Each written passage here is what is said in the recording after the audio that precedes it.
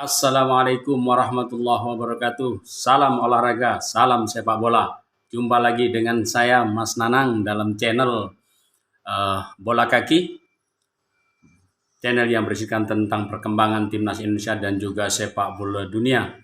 Teman-teman, pagi ini bagaimana kabarnya teman-teman sekalian, pecinta sepak bola tanah air? Mudah-mudahan dalam keadaan sehat walafiat bersama keluarga. Saya akan berbagi informasi tentang perkembangan timnas Indonesia, ya khususnya sekarang kita akan membicarakan tentang timnas Indonesia U23. U23 yang akan melakukan laga pertandingan pada tanggal 15 April sampai dengan 3 Mei 2024 di Qatar. Teman-teman sekalian, seperti kita ketahui bahwa Indonesia dengan timnasnya U23 kita berhasil lolos dalam kualifikasi Piala Asia, di mana kita bertanding 2 kali melawan China Taipei dan Turkmenistan. Kita berhasil lolos melalui ajang kualifikasi untuk di Qatar Piala Asia.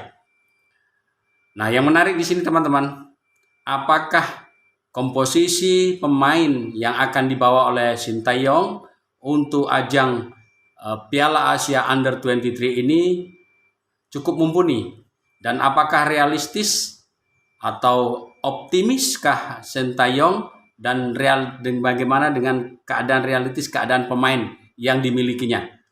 Dengan komposisi pemain kita tahu saat ini para pemain yang bermain di luar negeri, di Liga Belanda, kemudian di Liga Belgia, Liga Jepang, dan juga di Liga Inggris, macam Evar Jenner, Justin Hubner, kemudian Rafael Struijk dan Elkan Bagot, itu masih di liga-liga Eropa masih terjadi kompetisi, masih berjalan, dan pemain-pemain ini kemungkinan besar masih dibutuhkan. Maka dari itu, apakah Sintayong akan membawa pemain-pemain yang menjadi pemain inti dalam kualifikasi Under-23 ini untuk bisa dibawa ke Piala Asia? Antara optimis dan realistis, bagaimana hasilnya? Sekarang kita akan coba urai dan bahas teman-teman sekalian. Oke teman-teman, yang informasi yang menarik, yang sebuah kabar gembira teman-teman, bahwa pada tanggal 30 Maret kemarin PSSI bersama dengan PT Liga Indonesia Baru atau LIB setelah melakukan pertemuan dan meeting dan menemukan, setelah berbicara dengan komposisi tentang pentingnya dan perkembangan timnas U23, maka melihat Liga Indonesia yang masih berjalan pada pekan 31, tentunya ini akan mengganggu para pemain-pemain yang dibutuhkan oleh timnas U23 untuk bisa tampil.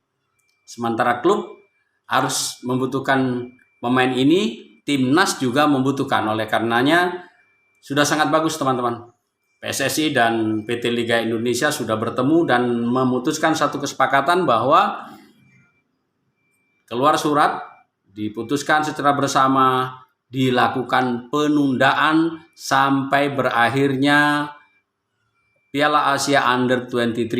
Plus sebuah tindakan yang bijaksana dan rasa kebangsaan yang begitu tinggi dari stakeholder PSSI dan juga klub Indonesia. Kita harus sebagai warga bangsa mengapresiasi sebuah kepentingan yang besar, keputusan yang besar sudah diambil oleh para petinggi negeri ini dan juga para pemegang stakeholder daripada PT Liga Indonesia Baru. Jadi diputuskan bahwa dilakukan penundaan sampai berakhir Piala Asia Under-23, sehingga para pemain yang bermain dan klub bisa melepas pemain-pemain itu, tidak terjadi benturan kepentingan, artinya lebih mementingkan nasional untuk kepentingan bangsa dan negara, merah putih di atas segalanya. Itu yang patut kita aplaus dari klub-klub dan tentunya kepentingan PSSI sebagai federasi yang memiliki tanggung jawab sudah melakukan hal yang benar, dan ini sebuah informasi yang sangat bagus teman-teman. Oke teman-teman, Indonesia, kita sekarang bicara mengenai peluang Indonesia pada Piala Asia Under 23. Seperti kita ketahui bersama, Indonesia satu grup teman-teman, ya, satu grup di Piala Asia Under 23 ini, satu grup dengan tuan rumah Qatar, kemudian Australia dan juga Jordania.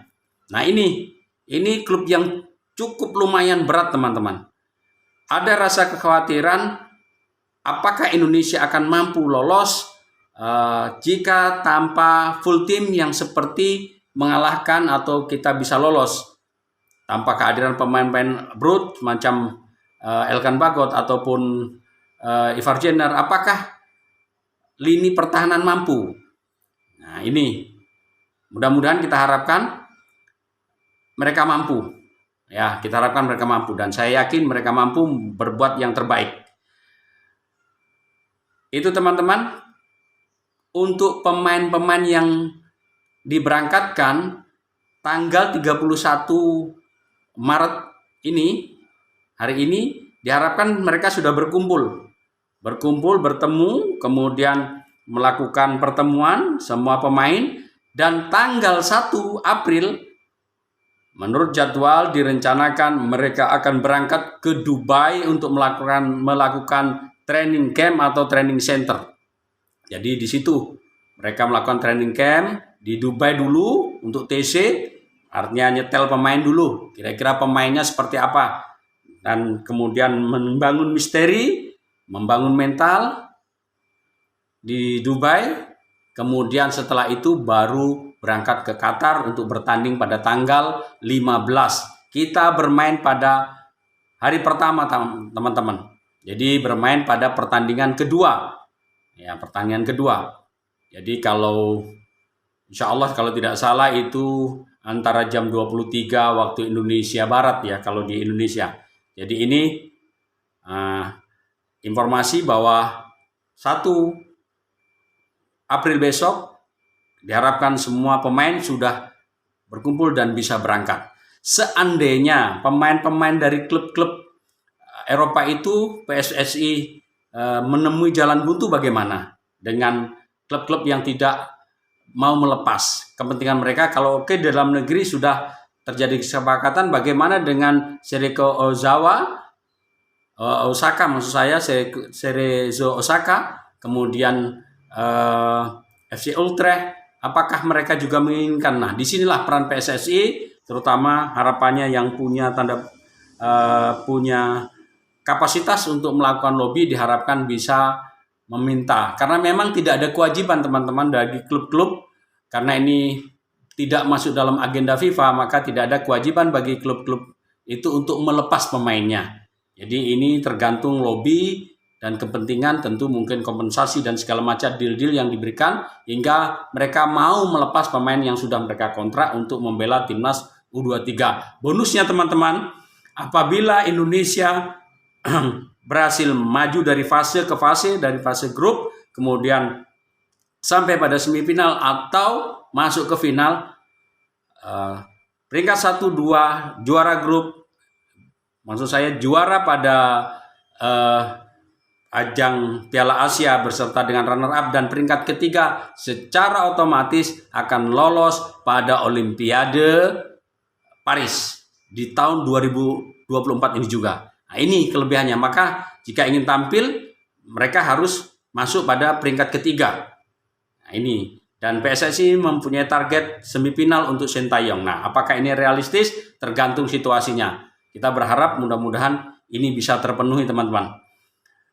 Teman-teman, baik kita melihat komposisi dulu. Teman-teman, komposisi pemain belakang ini kita mulai dari penjaga gawang ada Hernando Ari, kemudian ada Adi Satrio, di belakang ada Elkan Bagot, kemudian ada Rizky Ridho, ada Justin Hubner, kemudian ada Pratama Arhan, Muhammad Ferrari juga bisa dimainkan. Nah, ini untuk menggalang kekuatan. Ini berdasarkan full team yang kalau membaca full team pada ajang penyisihan kualifikasi Piala Asia Under-23. Di tengah ada Evar Jenner, Marcelo Ferdinand, dan Arkan Fikri. Ditambah juga Beckham Putra. Di depan tentu sudah kita tahu ada Ramadan Sananta, kemudian Hoki Caraka, kemudian ada Rafael Struijk.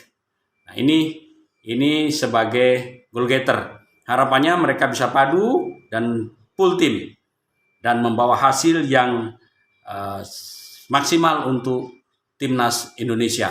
Itu teman-teman informasi tentang persiapan keberangkatan TC dan peluang timnas Indonesia menuju Piala Asia Under-23. Semangat, selalu dukung timnas Indonesia.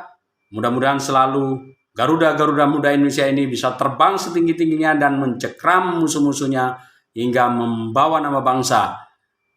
Selalu cintai timnas Indonesia karena timnas Indonesia adalah milik dan kebanggaan kita bersama. Salam olahraga, salam sepak bola.